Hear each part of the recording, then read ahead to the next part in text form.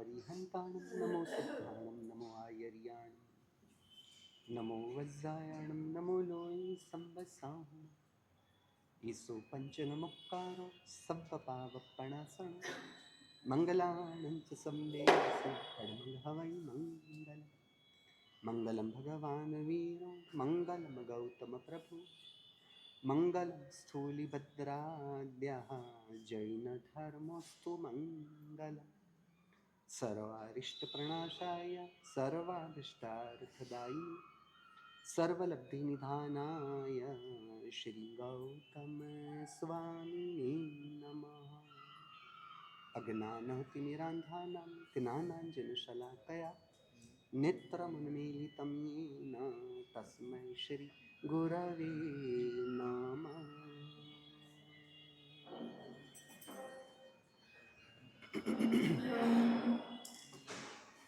कल हमारी जो आखिर की 20 मिनट में बात हुई, कई लोगों का ऐसा सोचना आया, वो बात आई कि महाराज साहब ये सब चीज़ें हमारे क्या काम है? ये ओशो, रजनीश, दादा भगवान, कांजी स्वामी, इसके लिए सब बात बताते हुए हमें क्या करना है उसकी बात करो। या तो ये नजरिया बना, या तो फिर अब से बाल कक्षा के जीवों की ऐसी सब बातें आप करोगे तो वो तो सब भटक जाएंगे। अरे भैया, किसी के लिए नकारात्मकता में से हम बाहर निकलकर सभी जगह पर सकारात्मकता को हम बनाए रखें तो वो क्या उचित नहीं है? ये ऐसे है, ये ऐसे हैं, क्योंकि जैनों को तो जन्म से एक अधिकार प्राप्त हो गया। जैन कुल में जन्म हुआ, इसलिए हमें जन्म सिद्ध अधिकार प्राप्त हुआ कि हमारे अलावा बाकी के सब हल्के हैं, गए गुजरे। मेरे परमात्मा ने इस प्रकार का कोई दृष्टिकोण कभी रखा ही नहीं, और हमने धर्म के निमित्त को पाकर अहंकार को यहाँ पर भी पुष्ट करने का ही प्रयास किया। क्योंकि अहंकार क्या करता है? खुद को श्रेष्ठ साबित करने की ही कोशिश में लगा हुआ, और अहंकार दूसरों को खुद से हीन, खुद से अलग, खुद से नीचा वो ही साबित करने की कोशिश हमारी बनी हुई रहती। हमें भेद में से निकलना है। स्यादवाद का दृष्टिकोण का मतलब क्या था? स्यादवाद का मतलब था अनेकांतवाद। अनेकांतवाद का मतलब क्या था? अनेकांत का मतलब क्या था? अनेक है अंत जिसके, एक है अंत जिसका, वो नहीं। यानी क्या? भी को लेकर चलना। अनेकांत का सरल अर्थ करे तो भी को लेकर चलना। ये आगे की जगह किसके लिए रखी है? आज आठम है, बड़ा दिन है, बड़े लोग आएंगे, आपको भी बोलना कहना पड़ेगा, एक जगह है ना आगे, हाँ, तो सबको स्पेशल, सबके साथ में कहो तो सामान्य में नहीं चलता ना, उनको विशेष रूप से भी महत्व देते हुए कहना चाहिए। बराबर है? नहीं है ऐसे कोई नहीं है। और वो क्या था, सुनने में इतने तल्लीन है हमारे सब, आसपास में जगह है या नहीं उसके बारे में पता ही नहीं चला। बराबर, ऐसी दशा आपकी होगी, ऐसा ही मानना उचित रहेगा। अनेकांत का मतलब है भी, और एकांत का मतलब है ही। अनेकांत यानी भी। आत्मा नित्य भी, आत्मा अनित्य भी। बौद्ध गौतम बुद्ध जी ने आत्मा को अनित्य बताया, सर्वम क्षणिकम। और कपिल ऋषि जो सांख्य धर्म के आद्य प्रणेता के रूप में माने गए। और ये कपिल ऋषि यानी कौन? कपिल ऋषि यानी कौन मनोज जी? था है कपिल ऋषि यानी परमात्मा वीर प्रभु, उनका जो तीसरा भाव है सम्यक दर्शन प्राप्ति से, कौन सा था? मरीचि का। ऋषभदेव परमात्मा के पौत्र के रूप में। तो वहां पर उन्होंने संयम जीवन स्वीकार कर संयम जीवन के लिए खुद को सक्षम न पाया, शरीर से निर्बल बन गए, मन से निर्बल हुए, दुर्बल हुए, इसलिए उन्होंने संसार में भी नहीं जाना और संयम जीवन के नियमों में भी मैं अपने आप को नहीं रख पाऊंगा, तो क्या करूं? बीच का रास्ता जो निकाला, जिसे त्रिदंडी की बात कल्पसूत्र के प्रवचन में ये बात आती है। तो वहां पर कपिल ऋषि जो राजकुमार है, वो मरीचि से बोध प्राप्त हुआ और उन्होंने मरीचि के पास ही दीक्षा ग्रहण की, जो त्रिदंडी की दीक्षा थी वो उन्होंने ली। वही कपिल ऋषि यानी सांख्य धर्म के आद्य प्रणेता। तो उनके नजरिए में उन्होंने क्या बताया? आत्मा नित्य है। अब क्या हुआ? योग दृष्टि समुच्चय हरिभद्र सूरी महाराज साहब ने वहां पर गौतम बुद्ध जी की आत्मा की अनित्य की बात का भी समाधान निकाला, क्योंकि अनेकांत का मतलब है भी का मतलब है समाधान करना। उसके लिए क्या होता है? समाधान के पहले क्या है? सामंजस्यवाद। अनेकांत का मतलब हुआ भी का मतलब है सामंजस्यवाद। गुजराती में जिसे कहे तो समन्वय। आप समन्वय से समझते हो तो समन्वय से, सामंजस्य से समझो तो सामंजस्य, हिंदी में उसे सामंजस्य। अभी सामंजस्य शब्द आपके व्यवहार में प्रयोग में नहीं रहा, इसलिए सामंजस्य भी बहुत भारी लगता है, इसलिए और इससे नीचे उतरे, और उससे नीचे उतरे सामंजस्य कहो, समन्वय कहो, उसका मतलब है समाधान ढूंढना। समाधान ढूंढने का मतलब है सबका स्वीकार रख, सबका स्वीकार रख, समाधान से अपने परिणामों को समता में टिकाए रखना, क्योंकि समाधान से ही समता है। जहां समाधान नहीं वहां समता नहीं। और हमने आगे बात की, जहां समता है वहीं पर जीव प्रेम भाव, जीव मैत्री भाव। समता और प्रेम मैत्री भाव दोनों सिक्कों के पहलू हैं, एक ही सिक्के के दो पहलू हैं। जहां समता नहीं वहां प्रेम और मैत्री भाव नहीं, जहां प्रेम और मैत्री भाव नहीं वहां समता नहीं। परंतु एकांत क्या करता है? ही को पकड़ता है, ही को पकड़ता है यानी वो सामंजस्य नहीं बैठा सकता, वो समन्वय ही नहीं कर पाता, यानी वो समाधान नहीं कर पाते, यानी वो किस में चले जाते हैं? स्वीकार में न आते हुए सामना करना। समझ रहे? सामना करना, सामना करना यानी वो क्या कर पड़ते? वो सच को पकड़ने जाते हैं। उसका मतलब यह नहीं है कि समाधान में सच नहीं पकड़े, तो वो संघर्ष में चला जाता है। जो समाधान नहीं कर पाते वो संघर्ष में चले जाएंगे, और जहां संघर्ष होगा वहां समता कैसे हो पाएगी, कैसे रह पाएगी? और संघर्ष होगा तो वहां पर प्रेम और मैत्री भाव नहीं हो पाते, इसलिए वो शत्रु बना बैठते हैं, वहां पर शत्रुता बन जाती है। तो जैन दर्शन ने सामंजस्यवाद को, स्यादवाद के द्वारा सामंजस्यवाद को महत्व दिया। तो गौतम बुद्ध ने आत्मा को अनित्य बताया, कपिल ऋषि ने आत्मा को नित्य बताया।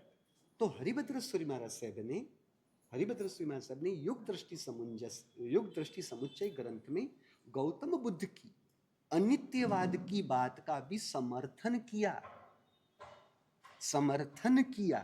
और उन्होंने कपिल ऋषि के नित्यवाद का भी समर्थन किया। जैन दर्शन क्या कहता है? आत्मा नित्य है, यानी हम नित्य और अनित्य दोनों का स्वीकार करते हैं। यानी क्या कि जो गहना है वो पहले हार के आकार में था, अब वो कंगन के आकार में परिवर्तित हुआ। समझ रहे? तो क्या हुआ? अनित्य बात हुई कि वो हार में से कंगन में परिवर्तित हुआ, परंतु उन दोनों में एक वस्तु जो समान रूप से उपस्थित है, मौजूद है, वह है सोना। तो सोना सोने के रूप में नित्य हुआ। यहां उदाहरण के मर्यादा से समझते हैं। तो सोना के रूप में, सोने के रूप में नित्य हुआ, और सोने का आकार के रूप में, जो आकार के बारे में देखा जाए, आकार यानी पर्याय से देखा जाए तो पर्याय से सोना अनित्य है। उसी प्रकार आत्मा अपने मूल स्वरूप से नित्य है, आत्मा अपने मूल स्वरूप से द्रव्य से नित्य है और आत्मा अपनी अवस्था से पर्याय से अनित्य है। यानी हमने नित्य और अनित्य दोनों का स्वीकार किया है। यानी जिस क्षण अवस्था की अनित्यता है उसी क्षण में आत्मा की नित्यता भी उपस्थित है। जिस क्षण आत्मा की मूल द्रव्य से नित्यता उपस्थित है उसी क्षण में पर्याय से आत्मा की अनित्यता भी उपस्थित है। थोड़ा जल्दी जा रहा है, समझ रहे हो क्या कहना चाहता हूं? जिस समय सोना हार में से कंगन के रूप में परिवर्तित हो रहा था उस क्षण में भी सोना सोने के रूप में नित्यता के रूप में उपस्थित है। समझ रहे हो? यानी जिस क्षण में पर्याय की अनित्यता है उस क्षण में द्रव्य की नित्यता नहीं, ऐसा नहीं। और जिस क्षण में द्रव्य की नित्यता है उस क्षण में पर्याय की अनित्यता नहीं, ऐसा नहीं। बात समझ में आ रही है? यानी क्या हुआ? यानी क्या हुआ? अवस्था में कुछ हमारे परिवर्तन हो रहे हो, हम उसकी असर में जा रहे हो, तब हमें सोचना है कि उस क्षण में भी परमात्मा समान मेरे आत्मा की नित्यता उपस्थित है। बदलते हुए पर्यायों की असर में क्यों आ रहा हूं? बराबर? हम अपनी मूल बात पर आए। तो हरिभद्र ऋषि महाराज साहब ने क्या कहा कि गौतम बुद्ध जी ने जो बताया वो भी उचित है और कपिल ऋषि ने जो बताया वह भी उचित है। तो किस दृष्टिकोण से उचित है? तो वहां पर उन्होंने स्पष्टता की कि गौतम बुद्ध संसारी पने में यानी बौद्ध दीक्षा नहीं ली थी, उसके पहले वे राजकुमार थे, यानी राज परिवार में पले बड़े हैं और उनके परिचय में अपनी भाषा में कहो तो सर्कल में राज परिवार के लोग, मंत्री है, कोतवाल है, सेनापति है, वगैरह वगैरह, नगर सेठ है, ऐसे ऐसे लोग थे। अब संयम जीवन बौद्ध दीक्षा लेने के बाद भी उनकी देशना में यानी उनके प्रवचन में अधिकतर लोग कौन आते थे? राज परिवार के लोग आते थे। अब राज परिवार के लोग आर्थिक रूप से सक्षम, अति सक्षम है, बराबर? यानी उनको भौतिक सामग्री के लिए अर्थ के कारण से अपने आप के ऊपर प्रतिबंध लगाना पड़े ऐसा था ही नहीं। यानी बिना रोक टोक के खाओ पियो जलसा करो, ईट ड्रिंक एंड मैरी, वो उसी दुनिया में जी रहे थे, उसी दुनिया में रचे पचे हुए थे। भोग विलास, खाओ पियो, राज सुख भोग वगैरह इसी में थे। अब ये सब लोग इसी में उलझे हुए हैं, भोग विलास में, तब उनको जागृत करना हो तो उसके लिए क्या करना पड़ेगा? ये सब अनित्य है जिसके पीछे आप दौड़ रहे हो, ये भोग सुख राज वैभव वगैरह संपत्ति वगैरह जो कुछ भी है सब अनित्य है। ये मंत्री पद, ये राजा का पद, ये सेनापति का पद, सब अनित्य है। अनित्य अनित्य अनित्य ही उनके ऊपर ज्यादा जोर डालना पड़ेगा। यानी क्या हुआ कमलेश जी, हमारी कल की जो बात थी ना, लोहे का सलिया, सलिया ही कहेंगे ना, लोहे का सलिया यहाँ पर चुका हुआ था भोग विलास में, तब उनके लिए क्या करना पड़ा? उनके लिए क्या? नित्य है आत्मा, आत्मा नित्य है, अवस्था में भले ना कुछ भी होता है, क्या फर्क पड़ता है? ये तो और झुक जाएगा सलिया, इसलिए क्या करना पड़ा? सर्वम क्षणिकम, सब कुछ क्षणिक है, सब कुछ क्षणिक है, सब कुछ क्षणिक है, सब कुछ क्षणिक है, क्षणिक है, क्षणिक। यानी क्या किया? सलिए को इस बाजू मोड़ा, उस बाजू मोड़ देने से क्या होगा? वो लाइन पर आएंगे। इसलिए पर्षदा के अनुसार देशना होती है, प्रवचन होती है। श्रोतागण की भूमिका क्या थी? भोग विलास में रचे पचे हुए थे, तब उनके लिए जरूरी था अनित्यवाद के द्वारा उस भोग विलास की और जो उनकी आसक्ति थी, उनका जो जुड़ाव था, वो तोड़ना है। अब कपिल ऋषि के बारे में देखें, है ब्राह्मण। अब ब्राह्मण के पूर्व समय में कैसा था? ब्राह्मणों का काम पढ़ना और पढ़ाना, पढ़ना पढ़ाना, ये उनका कार्य था, वो उनका कार्य क्षेत्र था। और उनके पास बच्चे आते थे पढ़ने के लिए, जिस प्रकार से आपके बच्चे बाहर जाते हैं ना, बोर्डिंग में रहते और फिर वहाँ की एजुकेशन प्राप्त करते थे, तो उसी प्रकार की व्यवस्था वहाँ पर कैसा था कि वही तपोवन के रूप में उन्हीं के पास विद्यार्थी रहते। अब इनको आजीविका, अब ज्ञान तो पैसे से दिया लिया नहीं जाता था, ज्ञान को पैसे से लेन देन करना वो तो अनुचित था। तो अब बच्चे जो पढ़ने के लिए आते हैं उनको पढ़ाना था और खुद भी पढ़ते थे, परंतु पेटोबा के लिए, पेट पूजा के लिए तो अर्थ की जरूरत पड़ने वाली थी। अब वे लोग निर्भर थे भिक्षा पर, लोगों से भिक्षा प्राप्त करते थे। अब भिक्षा में खुद का भी गुजारा करना है और वहां पर जो छात्र हैं, विद्यार्थी हैं, उनका भी गुजारा करना है। यानी पूरी अनिश्चितता वाली जीवन शैली उनकी बनी हुई थी, उनकी जीवन यात्रा पूरी अनिश्चितता पर बनी हुई थी। यानी क्या हो रहा था, कल क्या होगा उसके बारे में प्रश्न चिन्ह बना हुआ है। तो उससे वे व्याकुल हो जाते थे। व्याकुलता की वजह से उनकी स्थिरता नहीं रह पाती थी और निरंतर चिंता कल की रहती थी, पैसों की रहती थी। इसलिए वो जो ज्ञान की क्रिया में जो उनकी स्थिरता पूर्वक की प्रक्रिया होनी चाहिए, पढ़ना और पढ़ाना, उसके अंदर विक्षेप आ रहा था। उसके असर में वो आ रहे थे, डिप्रेशन में चले जाना, स्ट्रेस में आ जाना, फ्रस्ट्रेशन में आ जाना, ये सब चीजें थी। तो उनको स्थिर करना है, उनका मनोबल, आत्मबल बनाना है, तब क्या करना पड़ेगा? आत्मा नित्य है, ये सब चलता रहेगा, परंतु आप नित्य हो। ये नित्य की बात मजबूती से रखने से क्या होना था, जो वो आत्मविश्वास खो बैठे थे। डिप्रेशन का कारण क्या होता है? जहां आत्मविश्वास होता है वहां डिप्रेशन नहीं हो पाता। समझ रहे हो? क्योंकि आत्मविश्वास गया यानी इंफीरियरिटी कॉम्प्लेक्स में इंसान चला जाता है, इसलिए डिप्रेशन में गया। अब सुपीरियरिटी कॉम्प्लेक्स में चला जाता है, ओवर कॉन्फिडेंस में चला जाता है। कौन? अहंकारी। दोनों अहंकार के ही प्रकार है। डिप्रेशन कहो या वो अहंकार में चले जाना कहो, दोनों में बहुत फर्क नहीं है। आप समझ में आ रही है बात आपको?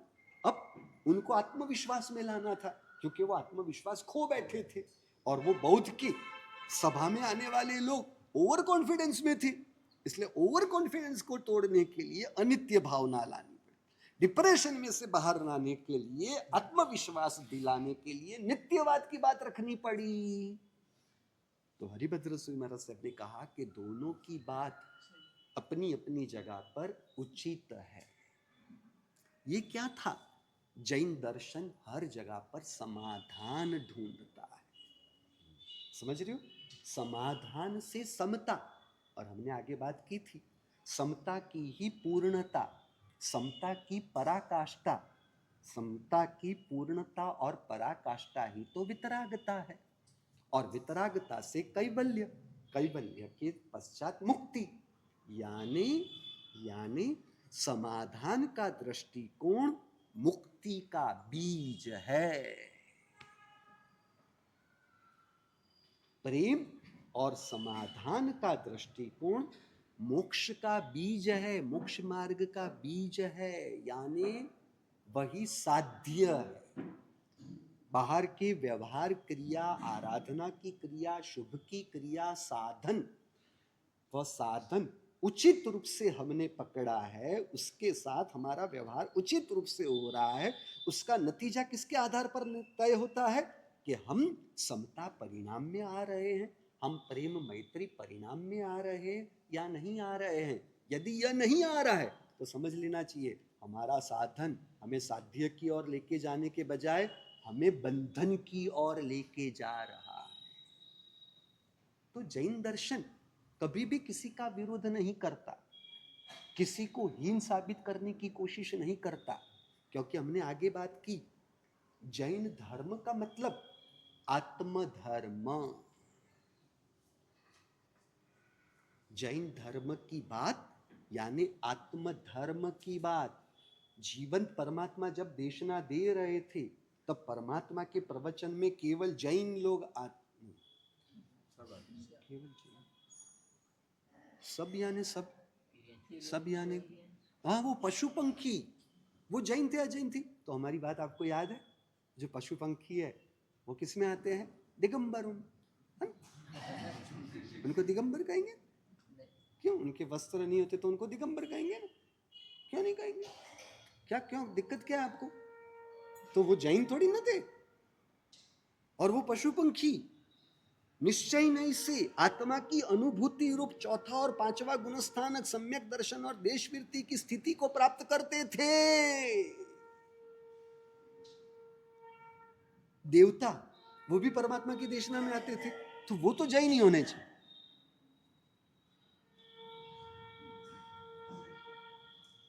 जैन ना, देवता जैन ही होंगे ना? नहीं तो अजैन, अजैन, जैन या अजैन?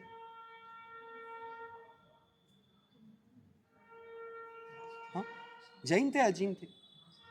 जैन, अजैन, देवता, देवता चार प्रकार के सभी देवता आ रहे हैं। व्यंतर भी आ रहे हैं, भवनपति के भी आ रहे हैं, ज्योतिष से भी आ रहे हैं और वैमानिक से भी आ रहे हैं। तो उसमें ज्योतिष वाले जैन, यानी सूर्य चंद्र, ज्योतिष का मतलब वो ज्योतिष मत कर लेना आप लोग, सूर्य चंद्र तारा नक्षत्र ग्रह वगैरह है तो उनकी बात। जैन या जैन? जैन मनोज जी? हाँ, वो तो देवता ही है। वो तो देवता ही है, वो तो मैं भी समझ रहा हूं, परंतु जैन देवता या अजैन देवता? जैन देवता या अजैन देवता? आप समझ रहे हो? परमात्मा के वचन जीव मात्र को उपकारी बनते हैं क्योंकि वह आत्मधर्म की बात है। परमात्मा, उनको तो सबसे बड़ा मिथ्यात्व कब लगा पता है आपको? पता है आपको? नहीं पता? अरे परमात्मा को मिथ्यात्व लगा, सबसे बड़ा मिथ्यात्व। परमात्मा केवल ज्ञान प्राप्त, फिर अपापापुरी नगरी पहुंचे। अपापापुरी नगरी पहुंचे और इंद्रभूति गौतम अहंकार के मेरु पर्वत पर बैठकर आए परमात्मा को परास्त करने के लिए, विजय होने के लिए, बराबर। और परमात्मा ने उनको सामने से बुलाया, सुखेति पधार्या, इन्हें सुख से सुखपूर्वक आप आए, ऐसा अवकार देना मिथ्यात्व के अतिचार में आता है या नहीं आता? हाँ, सम्यक दर्शन के अतिचार में आता है या नहीं आता है? उनकी आक्ता स्वाक्ता करनी, सुख साता पूछनी, मिथ्यात्व नहीं लगेगा? लगेगा ना मनोज जी? अतिचार में कोई सीखियो आप, एक तो सीखियो आप, कोई सीखियो, हाँ वही तो सीखियो। और परमात्मा उनको सामने से सुखपूर्वक आए, कोई तकलीफ तो नहीं हुई, ऐसा करना चाहिए। और फिर परमात्मा ने वेद को गलत नहीं कहा। वेद, चार प्रकार के जो वेद है, ये ध्यान में है, ध्यान चलने वाणी ऐसी। अरे आप क्यों उठा रहे हो? आपको कभी भी झपकी लगेगी तब आपको भी कोई अड़चन करने वाला मिलेगा। ये इतना पाप अंतराय कर्म का बांध रहे सब, ये कैसा पाप बांध रहे? बांधना चाहिए। हाँ, आप समता में रहो, वो समता में है, चिंता मत करो। हाँ, चालू कर दो।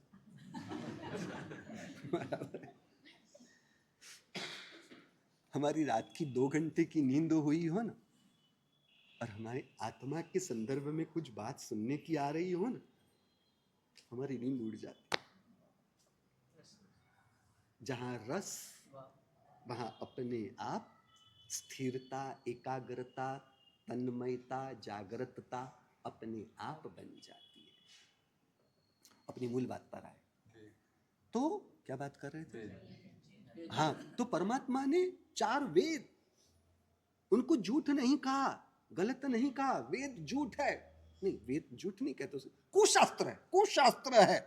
परमात्मा को कुशास्त्र, परमात्मा ने वेद को गलत नहीं कहा, वेद पदों को भी गलत नहीं कहा, गौतम स्वामी को भी गलत नहीं कहा। गौतम स्वामी नहीं, इंद्रभूति गौतम, उनको भी गलत नहीं कहा। क्या कहा उनको? कि आपके द्वारा जो अलग अलग वेद के पद थे, एक वेद पद का दूसरे वेद पद से आप समन्वय यानी सामंजस्य नहीं बैठा पाए हो, उसकी वजह से आपको गलतफहमी हुई है आत्मा के लिए। क्या कहा कमलेश जी?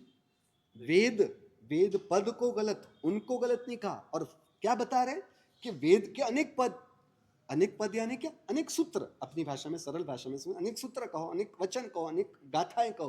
तो वेद के अनेक पदों में आप सामंजस्य नहीं बैठा पाए, और वो सामंजस्य आपको नहीं बैठा, समन्वय नहीं बैठा। अब एक दूसरे का सामंजस्य का सरल अर्थ कहे तो हाँ, इक्वेशन। अब इक्वेशन नहीं पता, इक्वेशन में एक दूसरे के साथ जो संतुलन, आप संतुलन नहीं बैठा पाए हो, बैलेंस आप नहीं बैठा पाए हो, इसलिए आपको जीव के संदर्भ में संशय है। और फिर परमात्मा ने उनको जीव के संबंध में समाधान करवाया आगम के वचनों से, पूर्व के वचनों से, क्योंकि वेद तो कुशास्त्र है, उनके वचनों से उनको थोड़ी ना समाधान करवाया जाता है। सुशास्त्र कौन है, कौन सा है? आगम। हाँ, क्या क्या परमात्मा ने उनको समाधान वेदों के पदों से ही करवाया, तब परमात्मा को सबसे बड़ा मिथ्यात्व लगा।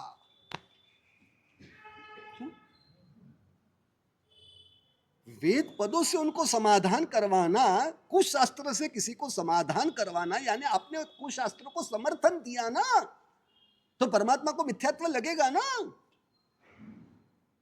क्यों नहीं लगेगा? हाँ हाँ, पर समझाया भले, परंतु वेद पदों से समाधान, यानी परमात्मा ने उसका समर्थन किया ना। अच्छा, समर्थन नहीं किया, देखो मोरी खिली बतेरी बते, मियाँ पड़े तो भी टंगड़ी ऊंची, अपनो शास्त्र ही ऊंचो, बाकी रो सब खोटो। इस सोच में से बाहर निकलो, क्योंकि स्यादवाद, अनेकांतवाद का मतलब है सरल भाषा में विवेक। जिसके पास विवेक के चक्षु होते हैं, वो काम सूत्र, जो काम का ग्रंथ है, उसमें से वो अध्यात्म का नवनीत निकाल सकते हैं। सम्यक दृष्टि आत्मा, सम्यक दृष्टि आत्मा के पास जो कुछ भी है वो सब सत शास्त्र ही बन जाता है। बात समझ में आ रही है? तो परमात्मा ने उससे उनको समाधान करवाया, यानी परमात्मा ने उसका भी खंडन नहीं किया, उससे भी गलत नहीं बताया, और हम निकल पड़े ये सुदेव सुगुरु सुधर्म, कुदेव कुगुरु और कुधर्म की राह पर। किसी भी आगमों में ये सुदेव और कुदेव की बात नहीं। पूर्वधर ऐसे, क्या नाम भूल जाता हूं, तत्वार सूत्र रचना उमा स्वाति जी महाराज ने सम्यक दर्शन ज्ञान चारित्राणी मोक्ष मार्ग, मोक्ष मार्ग किसे बताया? सम्यक दर्शन ज्ञान चारित्र को मोक्ष मार्ग बताया। अब सम्यक दर्शन की जब व्याख्या करने की बात आई, उसकी डेफिनेशन, उसकी व्याख्या करनी थी, तब वहां पर उमा स्वाति जी महाराज ने केवल इतना ही बताया, तत्वार्थ श्रद्धानम सम्यक दर्शनम। कोई सु या कु की बात उमा स्वाति जी ने नहीं बताई। ये पिछले 300-400 साल में ये मुपत्ति के बोलों में ये घुस गया है, क्योंकि ये मुपत्ति में सुदेव सुगुरु सुधर्म आदर कुदेव कुधर्म, हम किसी को कु कैसे कह सकते हैं? रमेश भाई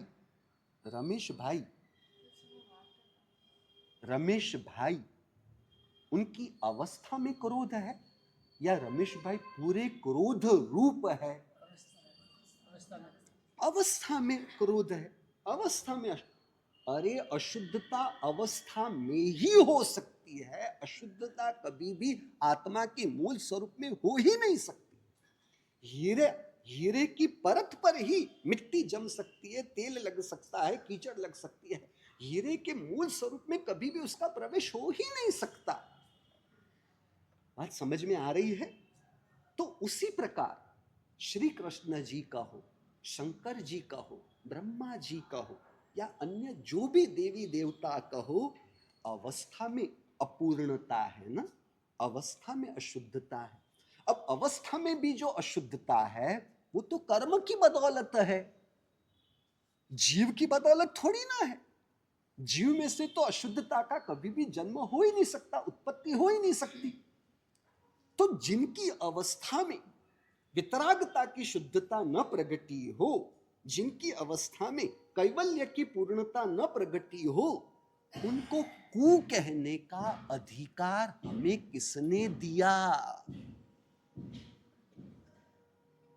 हम कौन होते हैं उनको कु की पदवी देने वाले? क्या उन्होंने हमारे पास से अपने लिए सर्टिफिकेट मांगा, भैया हम कौन है बताओ तो सही। तो ये क्यों किसी को कू के रूप में देख रहे हो? और हो क्या रहा है?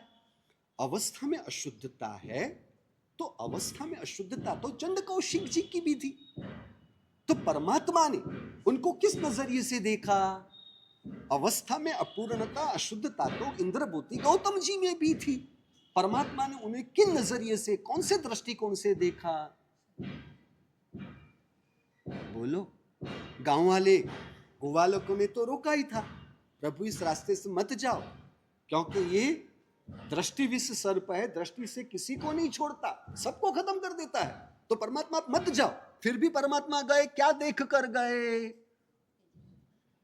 वो बोध प्राप्त करने वाला था इसलिए गए, यानी व्यापारी बुद्धि थी। क्या देखा? चंड कौशिक साधु के भाव में बिचारे से गलती क्या हुआ? बिचारे से गलती हो गई। क्या कह रहे हैं? उस जीव से, बिचारे से गलती हो गई, उसने गलती की। यह ज्ञानियों का नजरिया कभी भी किसी के लिए नहीं होता। और आप क्या देखते हो मनोज जी? इन्होंने गलती की। ज्ञानियों का नजरिया कभी भी किसी के लिए इस प्रकार से होता ही नहीं।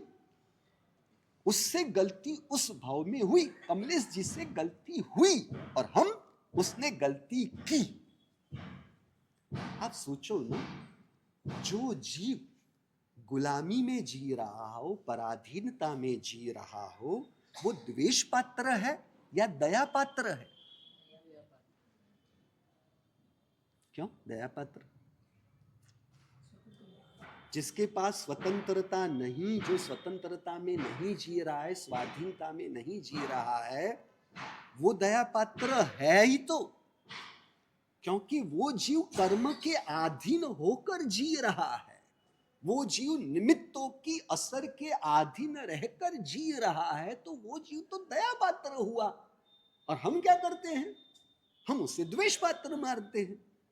डॉक्टर रोगी के रोग का निदान करने के बाद उसे रोगी के रोग के निमित्त से उसके प्रति द्वेष नहीं होता, उसके प्रति सहानुभूति के भाव होते हैं कि बेचारे को कैंसर हो गया, बेचारे को टाइफाइड हो गया, बेचारे को मलेरिया हो गया, तो वो शरीर से रोगिष्ट है, तो उसके लिए भी सहानुभूति या दया के भाव होते हैं। तो जो आत्मा के स्तर पर कर्म की असर में आने की वजह से दोष के वश है, तो वो आत्मा का रोग ही तो है, तो वो आत्मा के स्तर का रोगी है, तो वो भी दया पात्र ही होते हैं ज्ञानी के लिए। तो श्री कृष्ण जी अवस्था में शुद्धता प्रकट नहीं हुई, परंतु हमने क्या किया? हमने क्या किया? उस पूरे इंसान को ही अशुद्ध के रूप में माना। ये तो पर्याय दृष्टि को ही पूर्ण सत्य माना। पर्याय है ना, अवस्था में दोष है, अवस्था में शुद्धता नहीं है।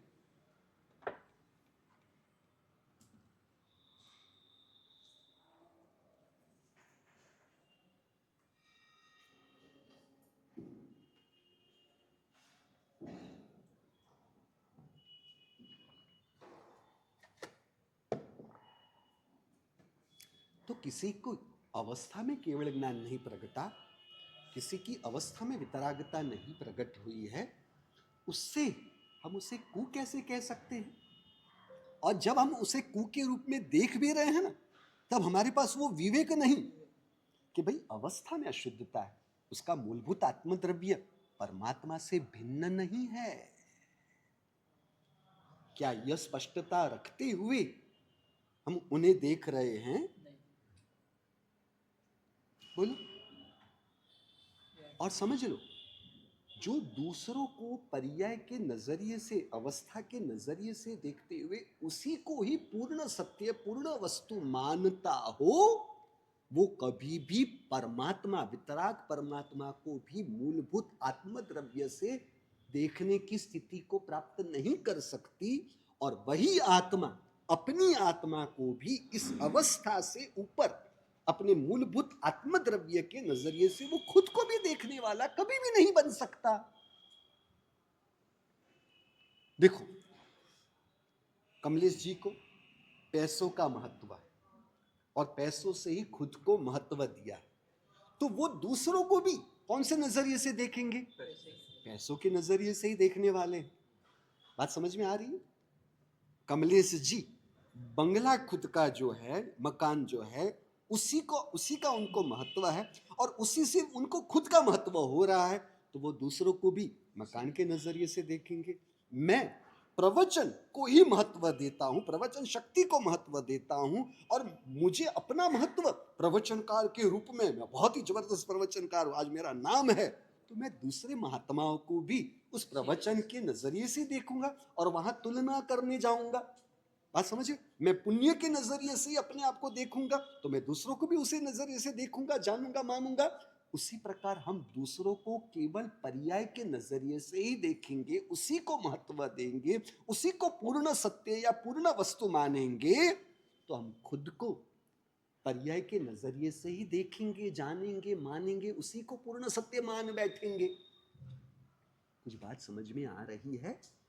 तो अवस्था वह तो एक अल्प सत्य है ना, पूर्ण सत्य तो उसका मूलभूत आत्मद्रव्य है। तो उसके लिए किस प्रकार हम ये कू का नजरिया रख पाएंगे? दूसरी बात मेरे परमात्मा है ना, मेरे परमात्मा, उन्होंने है ना, वो जो हम आखिर में हर महात्मा नहीं बोलते, सर्व मंगल मांगल्यम सर्व कल्याण कारणम प्रधानम सर्व, क्या प्रधानम सर्व, नहीं, प्रधानम सर्व धर्माणाम नहीं आता, प्रधानम सर्व अधर्माणाम, प्रधानम सर्व कुधर्माणाम, क्योंकि जैन धर्म ही सुधर्म है, बाकी के सब कुधर्म है ना, बाकी के सब तो कुधर्म है ना। तो प्रधानम सर्व कुधर्माणाम आना चाहिए था, प्रधानम सर्व धर्माणाम कैसे आ सकता है? क्या कहना है आपका? देखो कई कितनी जगह पर कितनी गलतियां हमें सब सुधार करनी होगी ना। परमात्मा जैसे परमात्मा से भी कितनी बड़ी गलती हमने अभी साबित किया ना। वितरागता के बाद वेदों को समर्थन दिया, कुशास्त्रों को समर्थन दिया, और ये तीर्थंकर बनने से पहले जो होवे मुझे शक्ति ऐसी, सभी जीव करू शासन। सभी जीव थोड़ी ना आता है, क्योंकि सभी में तो भवी और अभवी दोनों आ जाते हैं। तो हम परमात्मा के सलाहकार या असिस्टेंट होते तो हम परमात्मा को क्या कहते? सभी जीव करू आना चाहिए या भवी जीव करू शासन रसी आना चाहिए था? हाँ, मैं तो उसमें भी और सुधार करना चाहता हूं, क्योंकि भवी में तो मिथ्यात्वी और जैन दोनों आ जाते, जैन और अजैन सब आ जाते। तो जो होवे मुझे शक्ति ऐसी, सभी जैन करो शासन रसी, हाँ सभी जैन, ये आना चाहिए, सभी जैन करो शासन। क्यों भैया, आपको क्या दिक्कत है? आपको क्या आपत्ति है? विनोद जी, मेरी बात में कोई गलती लग रही है आपको? परमात्मा भी लल्लू है, देखो ना, लल्लू है कहेंगे ना, हम क्या कहेंगे? सभी जीव नहीं आता है ना, सभी आता है, हाँ नहीं, वो आता भले, आना क्या चाहिए था वो हम कह रहे। देखो आप भी वो जो बड़ी शांति में नहीं कहते हो शिवमस्तु सर्व जगत, जगत के सर्व जीवों का कल्याण हो, एक को छोड़कर जो मेरे 10 लाख रुपए नहीं लौटा रहा है, आप अलग करते हो ना? नहीं करते हो। एक को, मेरी जो सास है, बहू के लिए वही होता है, मेरी सास को छोड़ के सबका कल्याण हो, हाँ क्यों? अच्छा, मेरी बहू को छोड़ के सबका कल्याण हो, यही आता है ना। क्यों, मैंने कुछ ज्यादा बता दी? मेरी बात गलत लग रही है आपको? गलत लग रही? हाँ, 4 बेटों में से 2 बेटे मुझे समर्पित है, मेरी सेवा करते, शादी के बाद भी मुझे को महत्व देते हैं, बाकी के 2 है उनको छोड़कर सबका कल्याण। सर्व जगत का कैसे हो सकता है? क्योंकि सर्व जगत में आतंकवादी भी आते हैं, उनका कल्याण ऐसा सोचना चाहिए। उनका कल्याण वो किससे मान रहे हैं? आतंकवाद से मान रहे, बलात्कारी वो भी उसमें आ जाते हैं, तो फिर उनका कल्याण थोड़ी ना होता है? होता है। सभी जीव का भी शासन रसी नहीं आना चाहिए, ये तो एकदम ही गलत है। बोलो भैया, अपने अंतर में अभवी को भी परमात्मा बाहर नहीं रख पाए हैं, क्योंकि भवी और अभवी भी अवस्था है, पर्याय है।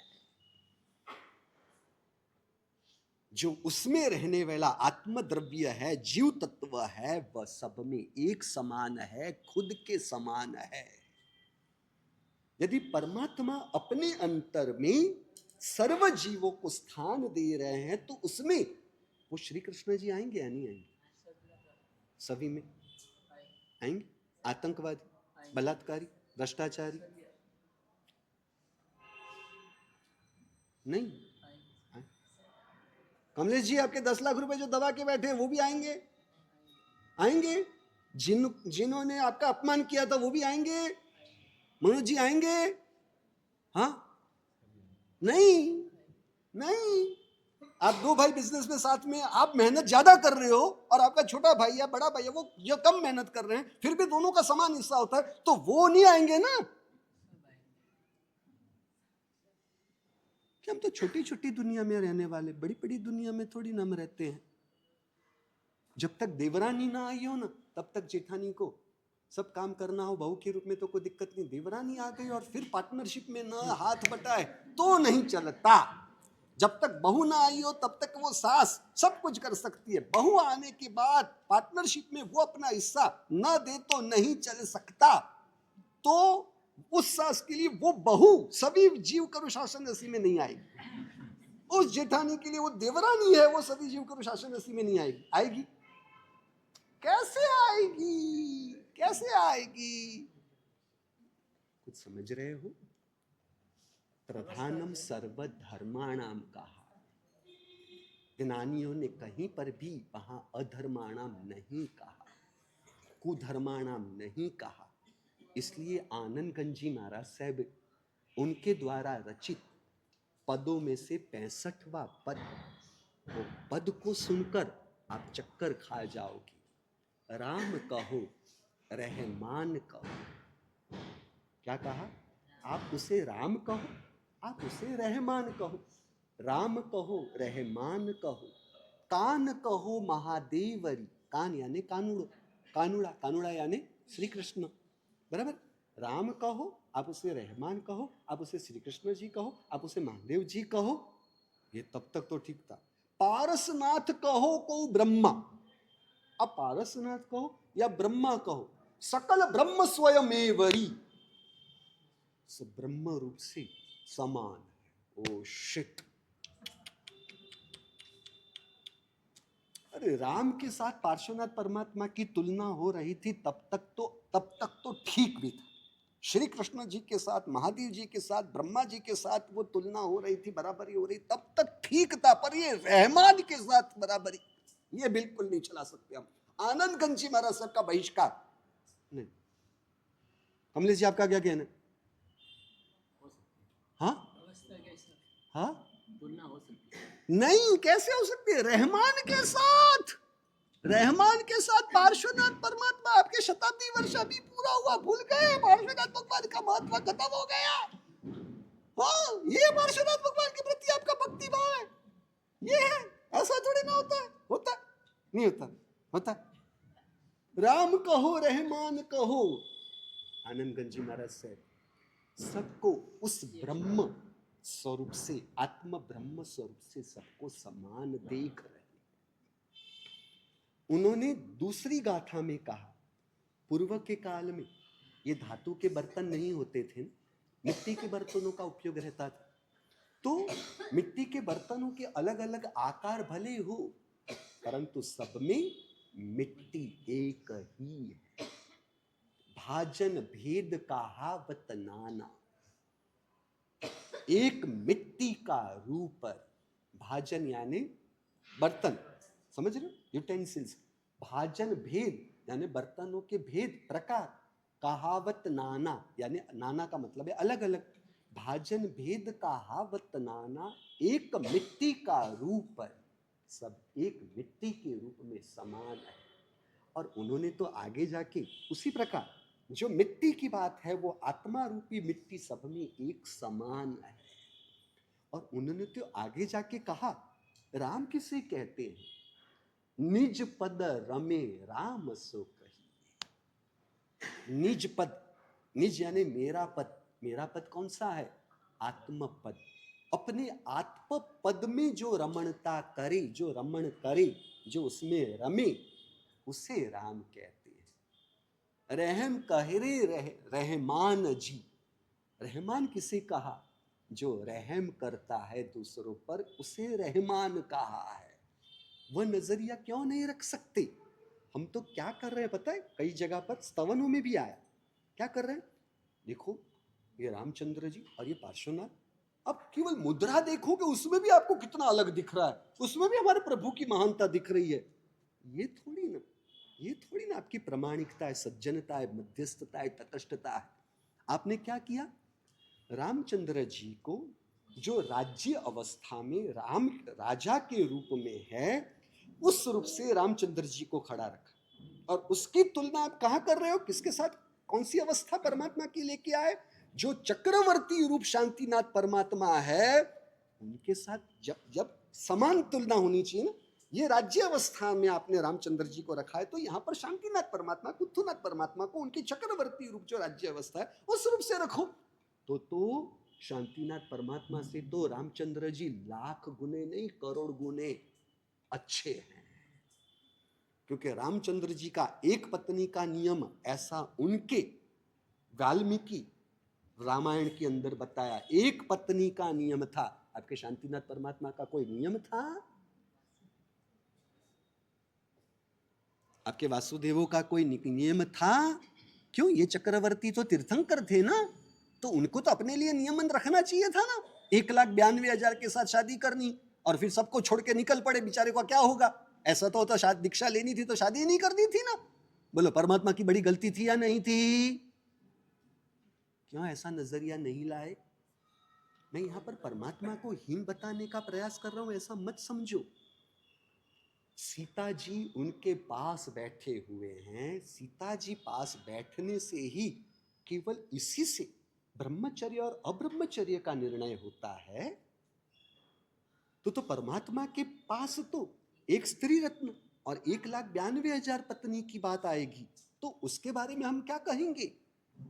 पत्नी होने मात्र से इंसान को हम ब्रह्मचर्य के रूप में नहीं देख रहे हैं। अरे भैया, अब्रह्म रूप देख रहे हो क्या? अब्रह्म की क्रिया 24 घंटे चलती है कि उसके आधार पर हम उसे अब्रह्मचारी के रूप में देख रहे हैं। और परमात्मा देखो कितने विशुद्ध है। कोई स्त्री है बाजू में बैठी हुई, अरे पहले 1,92,000 थी कि नहीं थी? और वो भी उनके द्वारा, जो शारीरिक क्रिया रूप अब्रह्म की क्रिया है वो उनके द्वारा हो रही है, या वेद कर्म भोगावली कर्म के उदयों की प्रबलता से अवस्था में हो रहा है ये कार्य। अभी क्या चल रहा है? अभी अपने जैन दर्शन में भी, जैन शास्त्र में भी क्या चल रहा है? जिसे दीक्षा लेनी हो, जिसे विशुद्ध ब्रह्मचर्य का पालन करना हो, किसका आलंबन लेना चाहिए? नेमिनाथ। बाकी के परमात्मा का आलंबन लेने गए तो गए काम से, तो ब्रह्मचर्य नहीं होगा, क्योंकि बाकी के वो सब ब्रह्मचारी नहीं थे। ये क्या बना रखा है? ये क्या लगा रखा है? मल्लीनाथ परमात्मा फेमस नहीं है, हाँ वो सुपरहिट में नहीं आते हैं। सुपरहिट में कौन आते हैं? जिस प्रकार से यहाँ रजनीकांत का चलता है ना, हाँ, तो उसी प्रकार रजनीकांत वो सुपर हीरो है, आता ही है ना, सुपर हीरो रजनीकांत, बराबर है ना। तो यहाँ पर ब्रह्मचर्य के रूप में आलंबन लेना हो तो जब शांतिनाथ भगवान का लेने गए तो गए काम से, ब्रह्मचर्य होगा ही। ये क्या लगा रखा है? क्या केवल प्रवृत्ति और देह की, शरीर की प्रवृत्ति और मन की वृत्ति के आधार पर किसी वस्तु का निर्णय होता है, या आत्मा किस प्रकार की परिणति, किस प्रकार की मान्यता में है, किस प्रकार की जागृति और विवेक में है, वो मायने करता है। कुछ समझ रहे हो? प्रथम गुण स्थानक वाला ब्रह्मचर्य का पालन करने वाला हो, और चतुर्थ गुण स्थानक वाले तीर्थंकर चक्रवर्ती रोज के हजारों शरीर बनाकर शारीरिक क्रिया करते हुए भी वो पहले गुण स्थानक के ब्रह्मचर्य पालन से असंख्य गुण निर्जरा है, सम्यक दर्शन की परिणति से। और इन्हें यहां पर अनंत असंख्य गुण बंद है मिथ्यात्व की परिणति के निमित्त से। सम्यक दर्शन की उपस्थिति में अंतर कोटा कोटि सागरोपम से अधिक कर्म बंध नहीं हो सकता। तो परिणति से वस्तु को देखना चाहिए, वस्तु का निर्णय होता है या केवल प्रवृत्ति से? बात समझ रहे हो? सीता जी भले है, परंतु सीता जी के अंतर में उनका भाव क्या है वो देखो। हम क्या करते हैं, परमात्मा की जब बात आती है तब 1,92,000 वो तो परमात्मा के भोगावली कर्म के उदय है, उस वजह से परमात्मा को ऐसा है। परमात्मा ये जो भी है वो तो अंदर से वैराग्य में है, इसलिए। अरे तो फिर रामचंद्र जी के लिए वो नजरिया क्यों नहीं रखते हो? श्री कृष्ण जी के लिए वो नजरिया क्यों नहीं लाते हो? वो नजरिया उनके लिए नहीं। ये कौन सी मध्यस्थता थी, ये कौन सी तटस्थता थी, निष्पक्षता थी? शस्त्र उनके हाथ में, देखा हमारे भगवान के हाथ में, तो क्या आपके शांतिनाथ परमात्मा बिना शस्त्र का जीवन जी रहे थे? बोलो, शस्त्र होने मात्र से इंसान को हिंसक मानना, शस्त्रों का उपयोग, शस्त्र का उपयोग लोगों पर अनाचार अत्याचार के लिए किया है, लोगों पर अपनी धौंस जमाने के लिए किया है। शस्त्र का उपयोग जब पाप के विरोध में जाना था या स्त्री की रक्षा थी, स्त्री की मर्यादा की रक्षा थी, उसके लिए किया है। यानी पाप के लिए शस्त्र का उपयोग है, धर्म के लिए शस्त्र का उपयोग या लोगों के ऊपर अपनी अधिकार वृत्ति या साम्राज्य बनाने के लिए थोड़ी ना है। रंगीन वस्त्र पहने हुए परमात्मा को देखो, अरे तो शांतिनाथ परमात्मा कौन से वस्त्र पहनते थे? मेरी बात समझ रहे हो? इस प्रकार से तुलना करना ये मध्यस्थता नहीं। और दूसरी बात, रामचंद्र जी का श्री कृष्ण जी के जो आलंबन में है, वो उनमें जो देख रहे हैं वो हम क्यों नहीं देखने के लिए तैयार है? मेरे रामचंद्र जी अत्यंत शुद्ध है। यानी उन्होंने क्या देखा उसमें? उनको सीता जी की अशुद्धता नहीं दिख रही है, उन्हें उसमें भी उनकी अंतर की शुद्धता। ये शुद्धता की बात यानी क्या बात थी? वितरागता के अंश की ही तो बात है, वितरागता की ही तो बात है। इसलिए सिद्धसेन दिवाकर सुई महाराज साहब ने कल्याण मंदिर स्तोत्र के अंदर स्पष्ट कहा कि परमात्मा भले आपका नाम ना हो, आपका आकार ना हो, परंतु वह वितराग तत्व, वह कैवल्य तत्व का ही आलंबन लेते हुए उसी की आराधना उपासना भक्ति करते हैं। इसीलिए सिद्ध परमात्मा जब सिद्ध हुए, उसकी पूर्व भूमिका, उस समय उनकी जो अवस्था है उसके आधार पर सिद्ध के 15 प्रकार बताए। कोई पुरुषों के मोक्ष में गया इसलिए वो एक प्रकार, मोक्ष में जाने के बाद कोई पुरुष नहीं, कोई स्त्री नहीं, कोई तीर्थंकर नहीं, समझ रहे, कोई साधु नहीं, कोई गृहस्थ नहीं, परंतु इसलिए वहां के भेद नहीं है, परंतु सिद्ध बनने के पूर्व की जो अवस्था थी उसके भेद की बात है। तो 15 प्रकार के सिद्ध बताए हैं, उसमें से एक प्रकार कौन सा बताया? अन्य लिंग सिद्ध। अन्य लिंग का मतलब होता है अजैन धर्म में, यानी जैन धर्म ना हो फिर भी आत्मा सिद्ध हो सकती है, एक प्रकार। दूसरा कौन सा बताया? अतित्थ सिद्धि, यानी तीर्थ की स्थापना नहीं हुई है, धर्म की स्थापना नहीं हुई है, फिर भी मरुदेवा माता, मरुदेवा माता जैन थे? ये तो मैं पूछना सोचना ही भूल गया। ऋषभदेव परमात्मा का जन्म जैन कुल में ही हुआ होगा ना, क्योंकि सिद्धार्थ महाराजा और त्रिशला माता है ना, पार्श्वनाथ परमात्मा का शासन चला है, उनके शासन के ऊपर खड़े बेचारे चले जाते, ध्यान में चले जाते, उनको रोकना पड़ता है। महत्व की बात आती है तभी आप ध्यान में चले जाते हो यार, बराबर। तो सिद्धार्थ महाराज त्रिशला सत्रयाणी त्रिशला माता वो पार्श्वनाथ परमात्मा के शासन के श्रावक श्राविका है, यानी परमात्मा वीर प्रभु का जन्म तो जैन कुल में हुआ, परंतु नाभि कुलकर और मरुदेवा माता जैन थे या अजैन?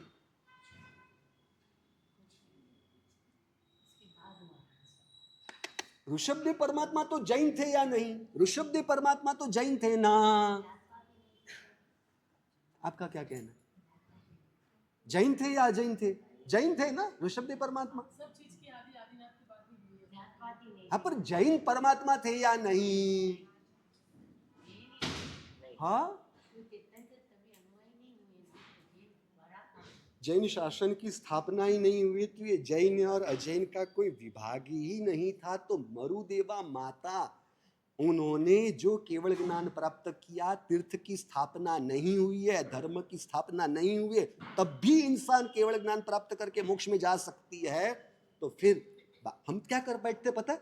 हम वहां पर वो अतीर्थ सिद्ध, यानी तीर्थ की स्थापना नहीं हुए फिर भी सिद्ध हुए, हम वो नहीं पकड़ते। हम क्या पकड़ लेते हैं?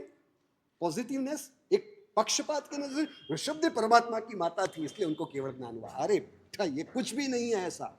जैन शासन की स्थापना ही नहीं हुई है, और मरुदेवा माता को यदि तीर्थ की स्थापना न हुई हो, वे भी मोक्ष में जा सकते हैं, अन्य धर्म में रहने वाले भी मोक्ष में जा सकते हैं। तो फिर हम किसके लिए अपने परिणामों को बिगाड़ने के परिणामों में जाए? उन्होंने रंगीन वस्त्र पहने हुए, अरे रंगीन वस्त्र पहनना वह महत्वपूर्ण है, तो संसारी अवस्था में तो रंगीन वस्त्र तो पहने ही थे। अरे अरे क्या कहूं, कह दूं आपको? निम्नाथ परमात्मा अपने कृष्ण वासुदेव के चचेरे भाई, उनके चचेरे भाई है, बराबर है? कृष्ण महाराजा वो कौन है? निम्नाथ परमात्मा के आपकी भाषा में बड़े पापा के बेटे हैं। अब वासुदेव पद प्राप्त करने के लिए जरासंध प्रति वासुदेव के साथ लड़ने के लिए गए, तब उस समय निम्नाथ परमात्मा उनके साथ युद्ध में जुड़े होंगे या नहीं जुड़े होंगे? हाँ, जुड़े थे, तो बिना शस्त्र। हाँ जुड़े होंगे, आपको संशय है? नहीं, पहले जुड़े थे या नहीं जुड़े थे? हाँ क्या? पर लड़ाई करते, वो कैसे लड़ाई करते हैं निम्नाथ परमात्मा? वो कैसे? भैया हमें समता रखनी चाहिए, ये शस्त्र उठाना पाप है, हिंसा बड़ा पाप है, ऐसे किया होगा ना? समझ रहे हो? कृष्ण महाराजा को वासुदेव बनने के लिए जो युद्ध था, उसमें निम्नाथ परमात्मा संसारी अवस्था में होते हुए, उनका कर्तव्य होते हुए वे उनके साथ जुड़े हैं। जब जरासंध ने जरा विद्या डाली, तब उस समय उसका निवारण करने की सलाह कृष्ण महाराजा वापस वहां पर उनके पास शौर्यपुरी जाकर सलाह लेने नहीं गए थे। युद्ध मैदान में उपस्थित निम्नाथ परमात्मा से उनको सलाह प्राप्त हुई कि आप अट्ठम करो। अब जब वो चालू युद्ध चल रहा है, उसमें वो अट्ठम करने जाएं, कोई युद्ध में अट्ठम करने देगा? जब वो अट्ठम चल रहा है, पद्मावती देवी उपस्थित होते हैं, उनको परमात्मा परशुनाथ परमात्मा जो संकेश्वर में वो प्रतिमा उनको प्राप्त उनके द्वारा होती है, तो उस समय रुको मनोज जी, रुको यार, आप यार कुछ करके आओ यार, कुछ करके आओ। मैं दूसरों को चाय छोड़ने की बात कर रहा हूँ, आपको तो मैं कहना चाहूंगा चाय पी के आओ यार, प्रवचन के पहले तो पी के आओ यार। बराबर है यार, यहाँ देखो तब थोड़ी देर हुई नहीं हुई लग गई, थोड़ी देर हुई, मैं सामने देख रहा हूँ, वो मेरे सामने देख रहे हैं, फिर भी ध्यान साधना चालू हो जाती है। तो वो 3 दिन तक उनका पालना नहीं होता है, तब तक युद्ध के मोर्चे पर, मोर्चा ही कहेंगे ना, युद्ध के मोर्चे पर किसने युद्ध की डोर संभाली? निम्नाथ परमात्मा ने संभाली। तो ऐसे निम्नाथ परमात्मा की बात क्यों नहीं लेके आते हो? समझ रहे हो? अब वो जो युद्ध था, धर्म युद्ध था। रामचंद्र जी का युद्ध धर्म युद्ध कहलाता है। स्त्री की मर्यादा की सुरक्षा के लिए का युद्ध था वो, जो धर्म युद्ध था, तो उसमें तो निम्नाथ परमात्मा को हिस्सा लेना नहीं चाहिए था ना? क्या कहना है आपका? मुझे ये लॉजिक लग रहा है। निम्नाथ भगवान की गलती मैंने ढूंढ ली, आपको मिली नहीं, मुझे मिली। धर्म के लिए युद्ध किया होता तो बराबर था, ये धर्म के लिए था। वासुदेव पद, जो वासुदेव नियम नरक में जाने वाले, कभी उनको दीक्षा के भाव नहीं होने वाले, सब निम्नाथ परमात्मा को बराबर पता नहीं था, तो फिर ऐसे युद्ध में जाना चाहिए? कमलेश जी आपका क्या कहना है? आप उनके असिस्टेंट होते तो आप उनको रोकते ना। ये तो बेल्लारी वालों के पास मैंने निम्नाथ परमात्मा का ही भांडा फोड़ दिया, आपको तो पता नहीं होगा, इसके बारे में ध्यान भी नहीं होगा। क्या पता था? तो फिर युद्ध किया उन्होंने। ओह मनोज जी, कुछ कहो। ऐसे निम्नाथ परमात्मा, उसका आलम्बन लेना चाहिए, क्या कहना है? समझ रहे हो? वो धर्म युद्ध नहीं है, केवल वासुदेव पद, जो केवल राज्य वैभव भोग विलास के अलावा और कुछ क्या था, आरंभ समारंभ के अलावा उस वासुदेव पद में कुछ होना था, वहां अपने कर्तव्य के रूप में शस्त्र उठाए हैं, शस्त्र का उपयोग किया है। तो रामचंद्र जी के पास जो शस्त्र है उसे हम किस नजरिए से बताने का प्रयास करते हैं? बात समझ रहे हो? अब ये सब जो बात हमारी हुई, टाइम अपना ऊपर हो गया, इसका मतलब यह नहीं है कि मैं आपको रामचंद्र जी के मंदिर में जाने की प्रेरणा कर रहा हूं या वो जाने में कोई दिक्कत नहीं है। उसके लिए स्पष्टता ये भी समझ लो, सोना मेरे पास कितना है उसके लिए आकारों का महत्व नहीं, फिर वो कुंडल के रूप में हो, हार के रूप में हो, अंगूठी के रूप में हो, कंगन के रूप में हो, बिस्किट के रूप में हो, जो कुछ भी हो, मेरे पास सोना कितना है, जब उसके बारे में सोचा जाता है तब मूलभूत द्रव्य के बारे में ही देखा जाता है। बराबर है? परंतु जब उसे धारण करना हो, उसे पहनना हो, तब हार को कंठ में ही धारण किया जाएगा, कंगन को कलाइयों में ही धारण किया जाएगा, अंगूठी को उंगली में ही धारण किया जाएगा। यानी व्यवहार अवस्था पर्याय के आधार पर है। प्रवृत्ति आचरण, आचरण प्रवृत्ति व्यवहार पर्याय के आधार पर होता है। और परिणामों का प्रवर्तन, मेरे पास कितना सोना है वो परिणाम से सोचने की प्रक्रिया है ना, तो परिणामों का प्रवर्तन मूलभूत द्रव्य के आधार पर होता है। यानी हमारी अवस्था जैन पने की है तो हमारी अवस्था के आधार पर जैनाचार के रूप में, जैन आचरण के रूप में हमारे लिए जो उचित पूर्वाचार्यों ने बताया है उसके अनुसार होता है। समझ रहे हो?